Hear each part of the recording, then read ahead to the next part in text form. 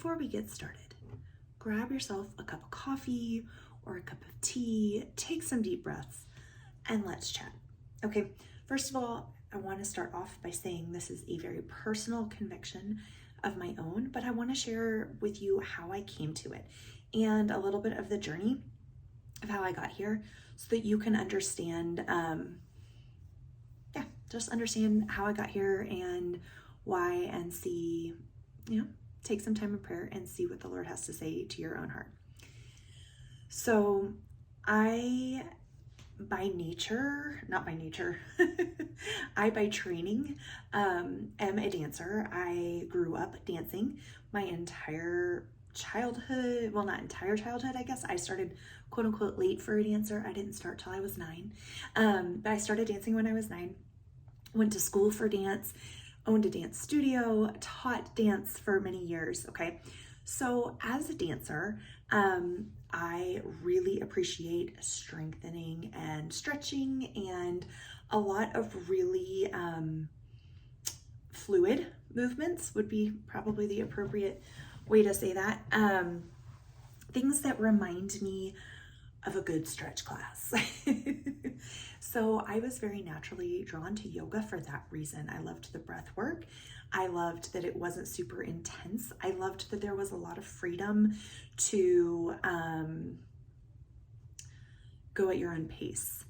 I could break out of my perfection mentality and a lot of the striving that I had in dance when I was doing yoga, because everybody was kind of on their own level. It was a lot of times I do it at home on my yoga mat, and so nobody else was even around me. I wouldn't compare myself to anybody. It was fantastic. So I started doing yoga through dance, and very much was just in the mentality of there's total freedom in Christ, and like there's nothing basically, that I could do that would, I don't know why. It was one of those total freedom things that's like, he's not offended by it. Then I went to a conference on the spiritual roots of disease back in, 2013, 2014, somewhere in there. That's actually when the Lord healed me from Lyme. If you want to hear more about that story, check out that video here on YouTube as well. I share the whole story of how I was healed from Lyme, but I was really convicted at the time then that I needed to give yoga up. So I did at that time, and I swung from this extreme over to this extreme and was like, I'm not touching it. And almost out of a fear at that point. So then a few years after that, I kind of swung back to a middle stance on it because I had been working out really hard. I had done a lot of stuff that really taxed my adrenals, and I was looking for something, once again, that was very gentle, very calming, those kind of things. So I was drawn back to it at that point.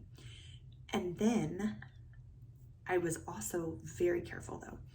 I would not go into a class without taking time to pray beforehand.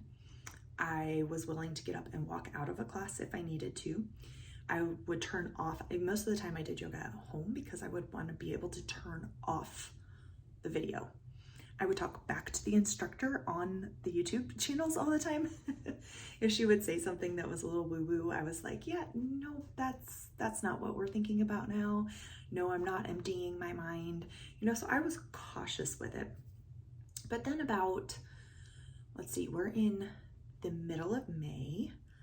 So 6, 7, 8, 10 months ago, I started feeling conflicted about it again. And I actually brought it up to my husband, and he said, it is something that has actually kind of bothered me for a little bit. And that made my choice very easy. It was very much, out of respect for my husband, if that concerns him, I'm done. Like, I don't need to push for a way or anything like that. And after taking some time being away from the practice, I think I had convinced myself that it was the only exercise that I could do that was that gentle, stretching, strengthening kind of thing that my body loves. And, but the roots of it just never sat well with me, because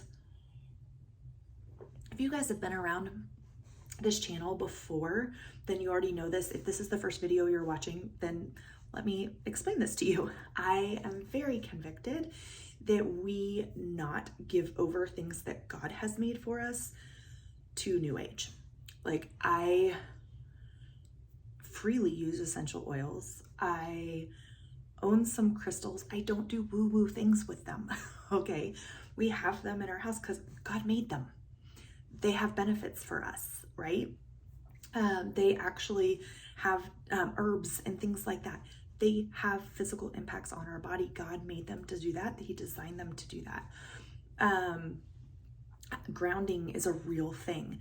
Taking your shoes off, putting your bare feet onto the earth. The earth has a frequency. Our bodies have frequency. That's not weird. That's not woo-woo. So I don't believe in slapping the label New Age on everything. However, that said, that disclaimer, yoga is New Age. And you can have teachers who break free, quote unquote, from that don't incorporate that aspect necessarily into their teaching. And that was what I was really looking for. However, it still comes through, and it has to do with the way that the movements flow. Now, I'm not crazy legalistic about it, as far as like, I will still do a child's pose or like a down dog stretch if I'm stretching. I'm not moving through a flow to get there, but the actual pose doesn't have power, quote unquote. Some people get really funny about that. And I say, if you're stretching your body, and your point is to stretch your body, okay? Do what's good. God designed your body, right, to do those things. God did not design the flow. If you don't know the roots of yoga, go look into the roots. Other satanic forces design the flow, okay? So that's where you want to be careful with those things. That said, if you find yourself where I did, then where I was like, great, now what do I do? Because I like to move my body every day. I believe movement is important. I believe we are designed to do that, and walking is fantastic. I love walking. It's great. But strengthening, I needed to do more strengthening. I am not a gym rat.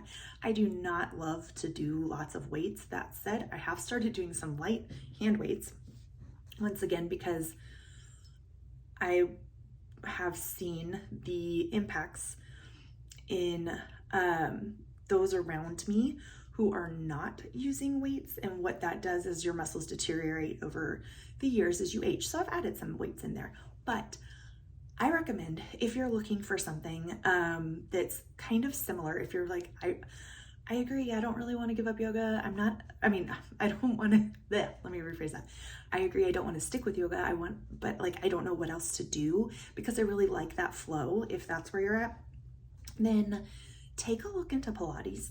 Now, with the caution of some Pilates teachers fuse yoga with it, so you really need to be aware of that and do your research. But Pilates itself is very movement based. I went and I did a bunch of research back into the roots of Joseph Pilates and the founding of Pilates, just to ensure before I started doing something else that I was not going to be in the same place in a few years needing to ditch something.